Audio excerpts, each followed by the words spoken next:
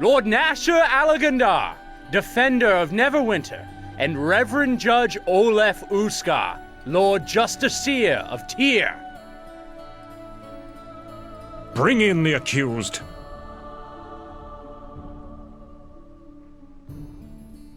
Reverend Judge, let the trial commence. We are gathered here to determine the truth of the crime committed in the small village of Ember. Its people slaughtered to the last man, woman, and child. Under Tyr's guidance shall the truth of this matter be revealed, and justice delivered. Is the accuser here? I speak for those the accused slaughtered at Ember, and I am here to see that justice is carried out this day. And is the accused here? And his defender? We are present and eager to bring the truth of this matter into Tyr's sight, Reverend Judge. Very well. We now list the items presented by the accused in their defense, and they will be shown to the people of the court, Lord Nasher, and held aloft for the eye of Tyr to see.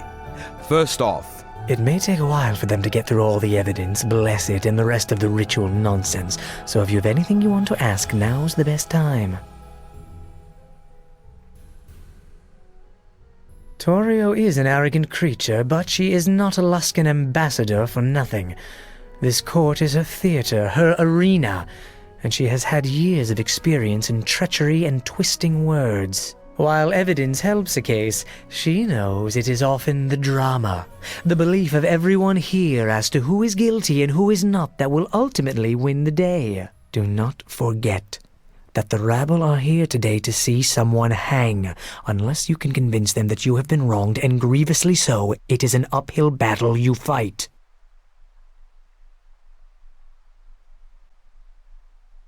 It is somewhat unorthodox, but playing upon the animosity between Luskan and Neverwinter may help you.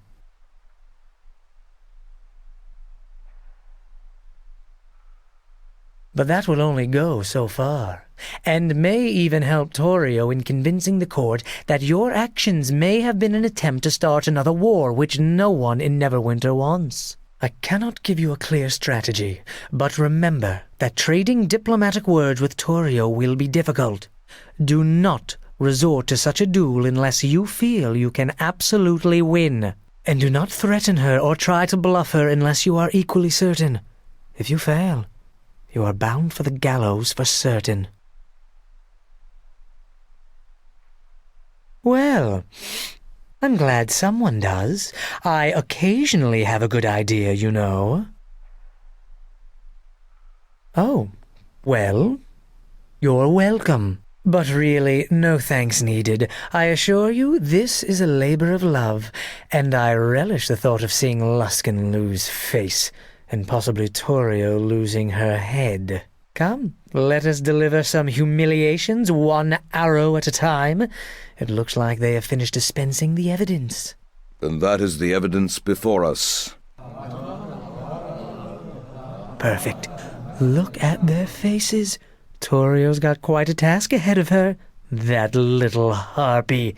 Let's see her fly out of this little trap. The accuser, Ambassador Torio Claven of Luskan, may now call witnesses to the stand. These pieces of evidence, if that is what they truly are, can easily be explained away. It may seem extensive, but our witnesses will tell a different story.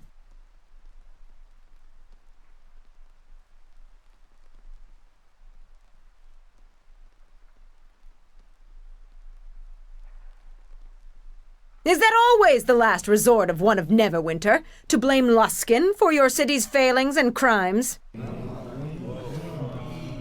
I would not forget you are a guest of this city, Ambassador, and your voice is Luskan's while you are here, so I would keep a civil tongue in this court. Of course, my lord. Forgive me, I meant no disrespect. Another witness, yes, and a most important one, Reverend Judge. Unknown to many, the people of Ember were not slaughtered to the last woman and child. I call on Elaine, the last living resident of Ember, to speak on what she saw that fateful day. Elaine, Thank you for coming here. I know how difficult it must be, but you realize that you are the only voice of Ember that survived that terrible tragedy. Now, please tell the court what you saw. I saw the accused. They're at Ember. He killed them all. Elaine, no. Look, when you get the chance, ask her if I would ever travel with someone who would do that, and where we were when it occurred. This isn't good. We need to change the course of the river streaming from her eyes, or we're all going to hang.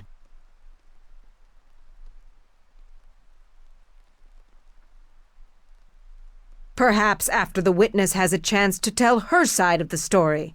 I understand you are anxious to derail this key witness, but show some compassion for her. It will be allowed. In time, all sides of an issue must be heard. For now, Ambassador, continue. Go on, Elaine. Tell us what you saw. All those people.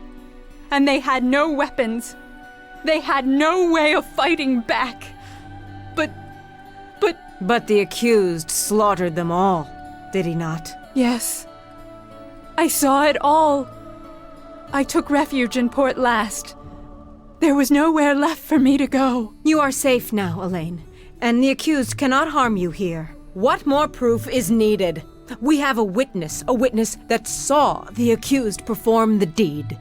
Perhaps we should move on to the sentence now. The accused's guilt is plain. Of course. Please, the trap has already closed. There is no squirming out of it now. You know I do. You brought her to Port Last.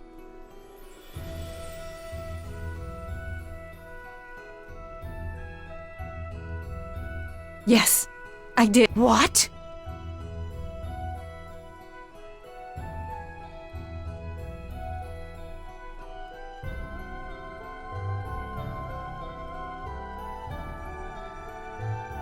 Forget this. Clearly the witness is too distraught to give her testimony properly.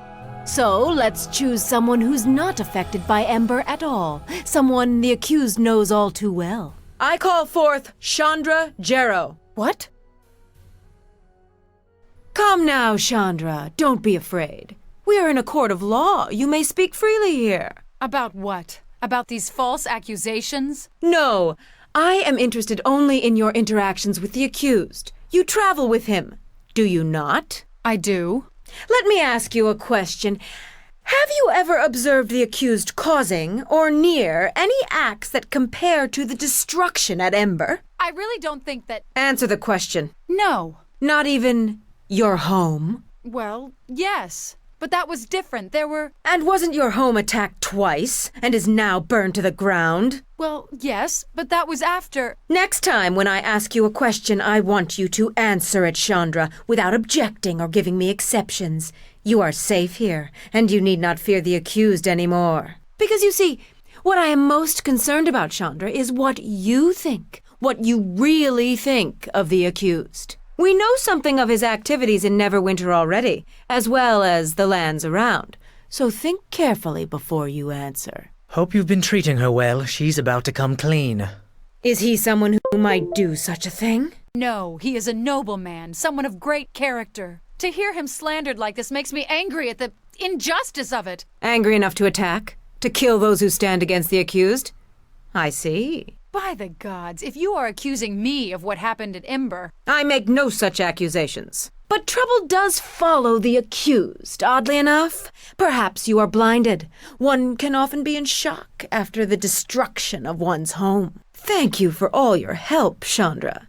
I think this matter will soon be brought to a close. I hope you get what you deserve, Ambassador. My dear, all I want is justice. Almost. You see, there's only one more I wish to speak to, and that is you. Why, I call the accused as a witness, of course. My question is a simple one. Why did you kill the people of Ember?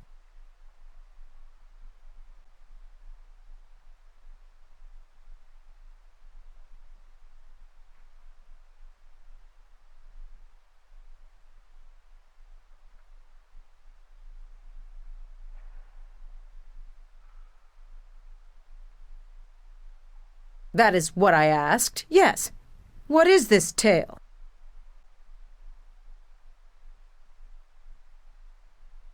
I did not ask for embellished...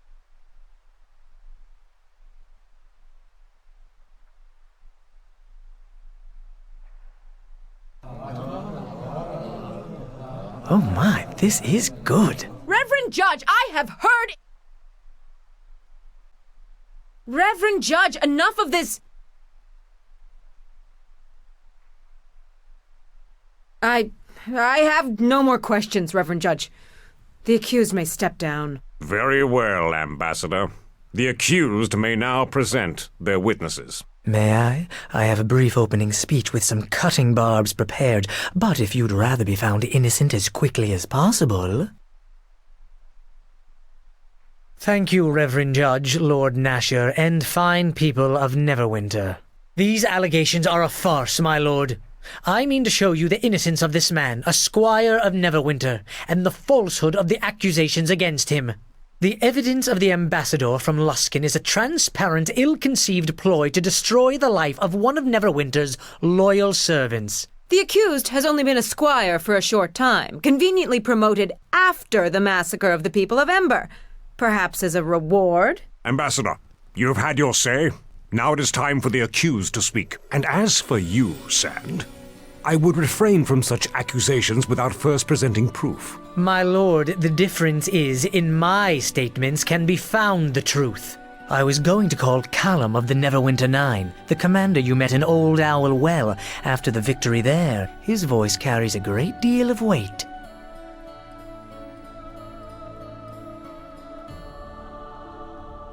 For our first witness, I summon Callum of Neverwinter Nine, fresh from his victory over the vicious orc tribes in Old Owl Well. Lord Callum, none can doubt your service and loyalty to Neverwinter, your successful defense of our sovereign lands. You have met the accused before, have you not? He was a great help to me in defeating the orc bands at Old Owl Well in earlier months. Were it not for his assistance, the well would now be held by the orcs. The soldiers of Neverwinter and the realm itself owe a deep debt of gratitude to him, and it is a travesty that these foul charges have been levied against him. Thank you, Lord Callum. We are ever grateful to hear the words of one of the nine. Lord Callum, I have heard you express that the charges in this court are a travesty, and that they are unwarranted. That is true. I feel the charges are unfounded. Is it because they are given by Luskan? Luskan has much to gain by casting down heroes of Neverwinter. Do I trust that Luskan brings such charges in good faith? I do not. Nor do I trust your motives, Ambassador. There is a reason that Low Justice and High Justice were divided by the Luskan-Neverwinter Treaty, and I do not believe that any Luskan court or advocate has justice on their mind. But you do know that the voice of the accused's counsel is from Luskan, do you not? From the ranks of the Hosthour of the Arcane, before he fled? That banshee! No, I did not.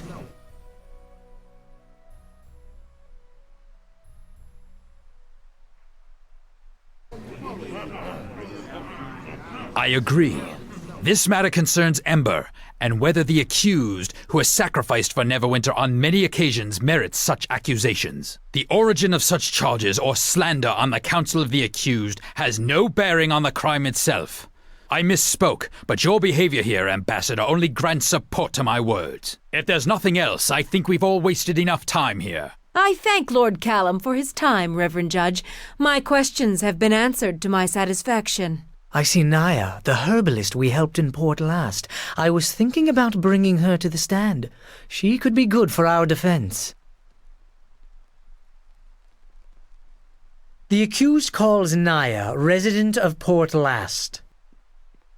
Naya, you encountered the accused in Port Last, did you not? That's correct. I remember the accused well. And well met to you.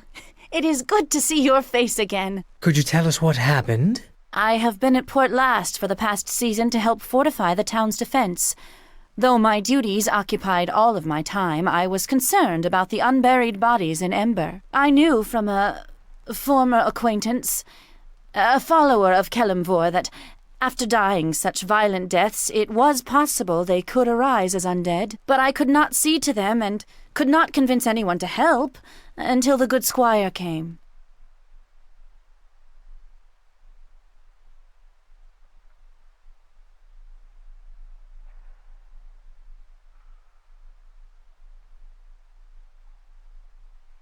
One could expect nothing less from such a new squire in Nasher's service. Actually, that was what I observed from the accused ambassador. The squire agreed to put the dead to eternal rest. To hide the evidence, perhaps? This is meaningless.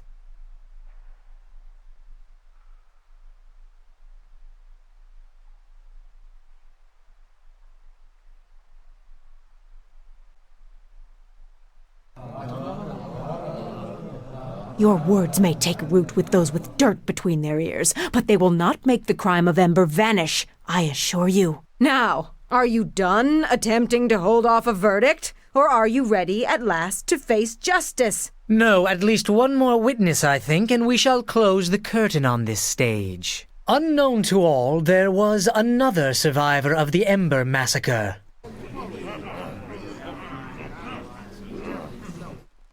A poor, frightened boy who had to hide in a well to prevent being slaughtered. How did he know to do such a thing? Why, Marcus has a gift of sight beyond sight, the gift of a seer.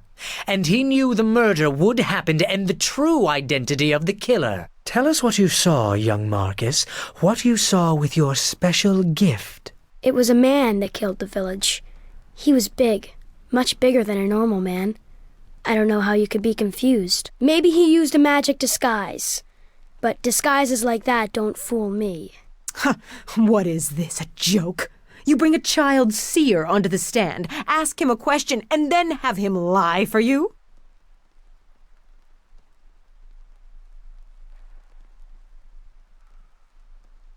Of course I do. If he has the power of a seer, then let us test it. Marcus, what do I hold in my left hand? Your left hand holds an iron ring. The ring of Garius, the master of the fifth tower. You hold it tightly, as if afraid it will fly from you. Every time you touch the ring, you see how angry he becomes when one fails him, and you fear his ambition. It is a ring that is more of a chain than a piece of jewelry. And even more so, the ring reminds you of... Enough! No more questions. It is a ring, nothing more. But the boy guessed correctly. A parlor trick, surely. But the rest is lies, of that be assured. No more questions, Reverend Judge. Then I shall call our next witness. Chandra, please come forward. Sand, no! All right, you've got a good point. Go on, Sand.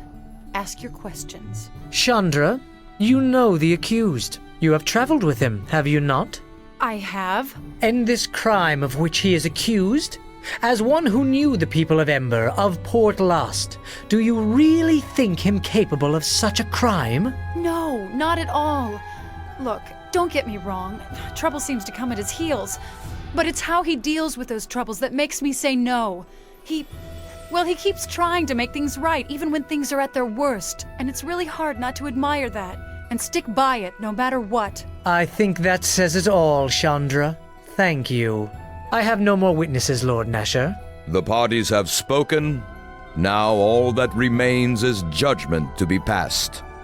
Lord Nasher. I expect Lord Nasher has already come to the correct decision. I certainly hope so. It's evident this was a conspiracy to frame a loyal squire of Neverwinter as a criminal of the worst sort. Silence, Sand. I have heard enough from you, and from you, Torio. And it is enough for me to reach a decision. The case before me was a difficult one. But it seems we now know the identity of Ember's attackers. Naval, I want the ambassador, her retinue, and any remaining members of the Arcane Brotherhood of Luskan outside the city gates by nightfall. What? This is no verdict. To think the Brotherhood truly responsible. You brought this case before me. Now you debate my verdict? I would be careful of where you point a sword when you draw it, Ambassador. And remind your masters in Luskan of that as well. I think we've wasted enough time on this. Justice has been done, and... I claim the right of trial by combat. Ambassador, I am tired of your games, and I will indulge you no longer. In a matter of such importance, you would deny me my sacred right of appeal? Can Lord Nasher do that, Reverend Judge? Can he put himself above our god Tyr in this matter? He cannot. The ambassador from Luskan is entitled to an appeal as she describes. Gods, I was hoping she didn't know about it. And who will fight for you, Torio? This is no battle with words, though I would like to see you try to match your wit against the blade of a true soldier of Neverwinter. Indeed, you are correct, Sir Naval. Luskan is not the aggressor here, and I only wish to see justice done. But I cannot defend myself and seek justice in this matter. Is there not one who will champion the people of Ember?